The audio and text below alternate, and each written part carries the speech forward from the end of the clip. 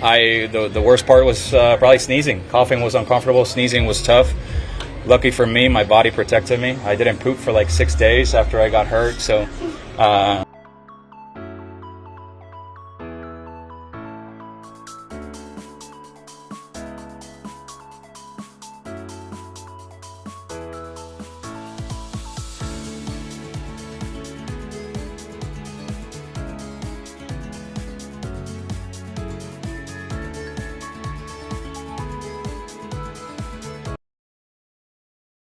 Kike, obviously you were about to be activated, and I know the last time that we had this conversation, you talked about the excitement, the angst, and just being antsy to get back out on the big league field. Obviously went down with the oblique injury.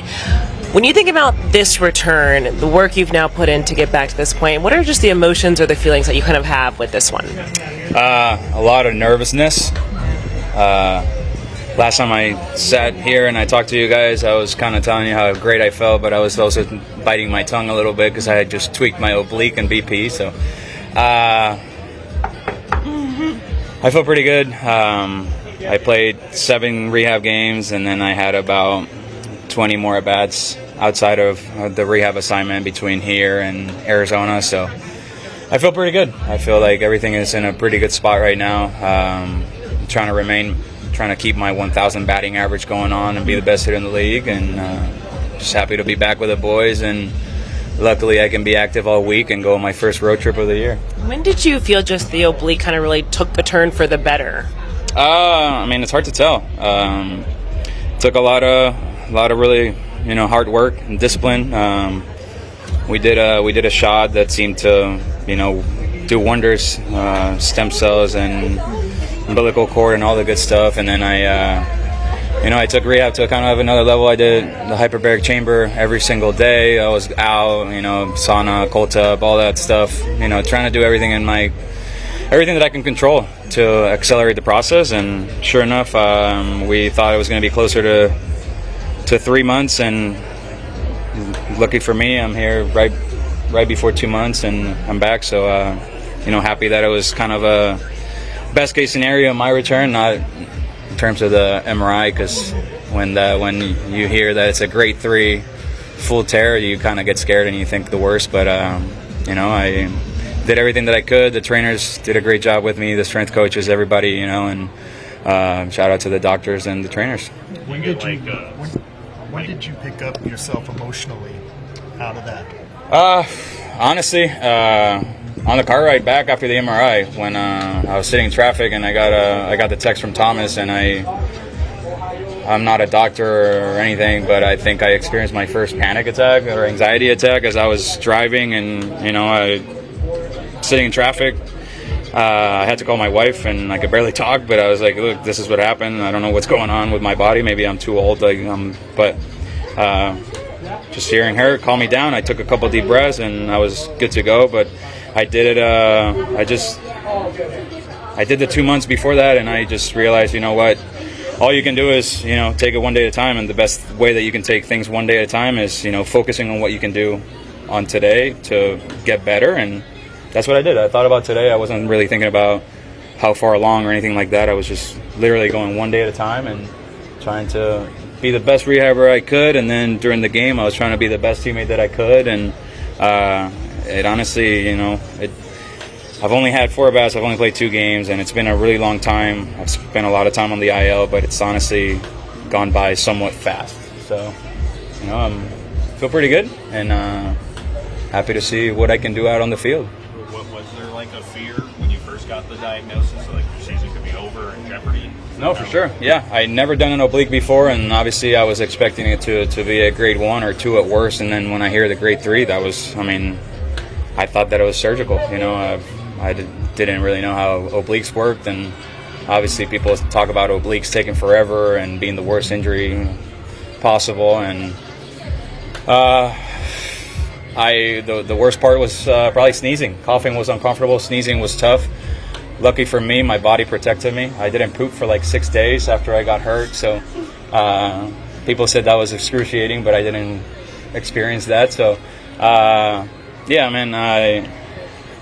symptoms-wise, after the shot and everything, people were pretty impressed because I was kind of like, effing around and being me and running around and pretending to rotate and swing and say I don't have a grade 3, that was a fake MRI and all that stuff. But I mean, overall I felt great. You know, I think the last hump that was I would be symptom free, but then I would touch it and I would feel it. And when we did the 6-week scan again, we just saw that it was like a little hole off the rib, but the big tear was fully healed. So that's when I was like, all right, we're good to go. Rehab assignment, here we come.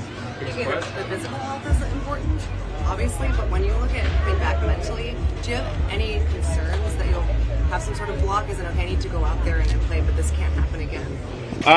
No, because I mean, the way that I play the game, I only know one speed, and that's all out. And I try to do that in my first couple of rehab assignment games, and I was like, you know what, just play free. I felt a little stiff by pretending to, you know, think about the injury. So the way that I am, I play, and if it goes, it goes. But I can't change the way that I play because I don't know how to play any other way. Are you surprised at how well everything kind of worked with the stem cells and stuff like that? How quickly it took? Yeah, no, that's what I'm talking about. Not knowing what an oblique is like, and just hearing experiences from other people and how long it takes. I didn't know how that was going to go, but I think, you know, just taking the rehab as serious as I did and doing everything that I could in my power, and obviously we got great doctors, great trainers, and all that. We had a great plan, and we attacked it the right way, and we were kind of rotating pretty early on to not let the scar tissue build up too much. So I think all that, when you add all that, is probably why I'm back as quickly as I have, even though I've missed like almost 2 months. Hey, Kike, you've heard so much about stem cell therapy for athletes and stuff. Are you a bigger believer now in stem cell therapy that maybe helped get you back sooner? I mean, I don't know. I think they work. That's what they give them, but they didn't do anything for my elbow last year, and it turns out that they don't put muscles back together. But yeah, we got good doctors, and I trust them. And as long as the shot's not going to make me pass out twice, like 4 years ago did, I'm good with it. And I'm just happy that I'm playing. Honestly, I don't really.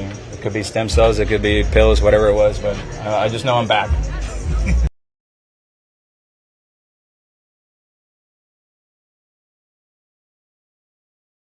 I think it puts into perspective, you know, this career is not going to last forever, so you got to make the best of it, you know.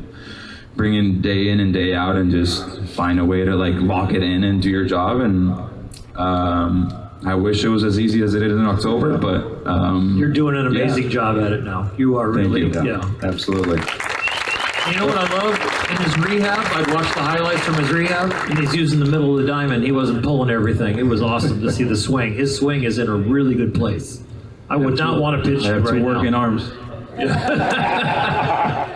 So Kike, you recently had, while you were on the IL, you had the bobblehead where you're pitching in the bobblehead because you got to pitch, I think, 5 times last year, 5 games, 4 games the year before that. And I know it's fun for you in a way to be out there. You got that little makeshift helmet that you wear to protect your dome. What is that like for you? Because you played every position except catcher on the field, but to be out there pitching? Well, now it's a lot easier because last time I pitched was when I was 12 years old, and I didn't get to pitch in a single game till, what day is today? July 20, I don't know. July 27th? 27th. I think it was either July 26th or July 25th of 2018. Oh, 2018. I got to pitch for the first time Since you were 12. since I was 12 in a tied game. Oh, that was the one in Philly. In the big leagues. And I proceeded to become the first position player ever to give up a walk-off homer. And one of 2 players in the history of the game to go over 7 at the plate and lose the game on the mound. Me and Mr. Ruth, babe, for those that don't know. So when I come in a blowout game, you know, I got nothing to lose. But, you know, I pitched in blowout losses, and I've also pitched in blowout wins. And you might be pitching in a 12-0 game, but it feels like it's a 1-run game because you're just lobbing it out there. But, you know, at that point, you got nothing else to lose. your war gets ruined if you give up a couple of runs, but Right. it is what it is. Are you you have strict demands from Dave Roberts and anyone else, and you cannot throw hard when you're on the mound? Because we've seen your throws from the outfield. You can run it up there 95 easily. Yeah. Then fast forward to last year, I had the guy 0-2 and I gassed him up and I struck him out. And then the whole stadium is chanting my name. And I've had that happen as a hitter, and you feel like you're the biggest man in the world, and you feel like you're the man, you know, walking like my shoulders don't fit through the dugout. But I've never had that experience on the mound. And my heart was racing so fast, my adrenaline was going through the roof. I just threw 87, my arm's kind of shaking, the whole stadium is chanting my name, and I just couldn't slow it down. My hand was shaking like this. Miggy Rowe comes down to the mound, and he's like, hey man, you need to slow it down. And I just looked at him and I was like, slow it down? Have you ever been pitching and have the whole stadium chant your name like that? Is that easy to slow it down like that? You and Shohei. But no, pitching is a lot of fun because I have nothing else to lose. But yeah, pitching is a lot more fun than hitting. It's kind of a new part of the game. I don't think Bill or Jerry ever faced a position player. Bill, did you ever face a position player? No. No. And Jerry? I don't remember facing a position player. No. The pitchers threw as hard as position players thrown back then. Oh, wait a minute. Oh, man. I got this. Grab a bat. The radar gun has changed. They're getting from the hand now, as opposed to The at the home plate. plate. It's So 3-4 mile an hour exactly. different up here by the plate compared to back at the mound. Exactly. Your 87 would have been 82. There's a lot of seriousness behind that. Yeah. Some things never change. The new Never change. generation always picks on the old generation.